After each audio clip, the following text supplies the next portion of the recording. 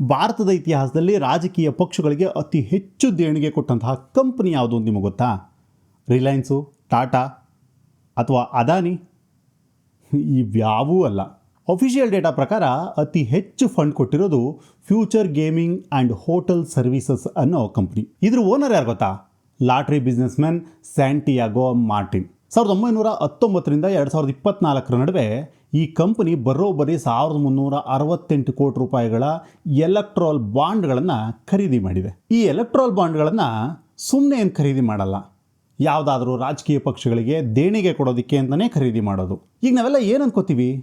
ಸೆಂಟ್ರ್ನಲ್ಲಿ ಯಾರು ಪವರ್ನಲ್ಲಿದ್ದಾರೋ ಅವ್ರಿಗೆ ತಾನೇ ಅತಿ ಹೆಚ್ಚು ಫಂಡ್ ಕೊಟ್ಟಿರ್ತಾರೆ. ಇದೇ ಅಲ್ವಾ ನಿಮ್ಮ ಮನಸ್ಸಲ್ಲೂ ಬಂದಿದ್ದು? ಆದರೆ ಅಸಲಿ ಕತೆ ಬೇರೆ ಇದೆ. ಇವ್ರು ಕೊಟ್ಟಿರೋ ದುಡ್ಡಲ್ಲಿ ಸುಮಾರು 100 ಕೋಟಿ ಅಂದರೆ 7% ಮಾತ್ರ BJPಗೆ ಹೋಗಿದೆ. ಆದರೆ ಬರೋಬ್ಬರಿ 1045 ಕೋಟಿ ರೂಪಾಯಿ ಅಂದರೆ ಸುಮಾರು 77%ನಷ್ಟು ಫಂಡು ಹೋಗಿರೋದು ಕೇವಲ 2 ಪಕ್ಷಗಳಿಗೆ. ಅದು TMC ಮತ್ತು DMK. ಇದ್ರ ಜೊತೆಗೆ ಕಾಂಗ್ರೆಸ್ಸು ಮತ್ತು ಇನ್ನು ಹಲವು ಪಕ್ಷಗಳಿಗೆ ಇನ್ನೊಂದಷ್ಟು ದುಡ್ಡು ಹೋಗಿದೆ. ಅದ್ರ ಲೆಕ್ಕ ಇಲ್ಲಿದೆ, ಚೆಕ್ ಮಾಡ್ಕೊಳ್ಳಿ. ಅಂದರೆ ಇಂಡಿಯಾದ ಅತಿ ದೊಡ್ಡ ಡೋನರ್ ತಮ್ಮ ಎಲ್ಲ ದುಡ್ಡನ್ನು ಕೇವಲ ಒಂದೇ ಪಾರ್ಟಿ ಹಿಂದೆ ಸುರಿದಿಲ್ಲ. ಇಲ್ಲಿ ಅಸಲಿ ವಿಷಯ ಏನು ಗೊತ್ತಾ?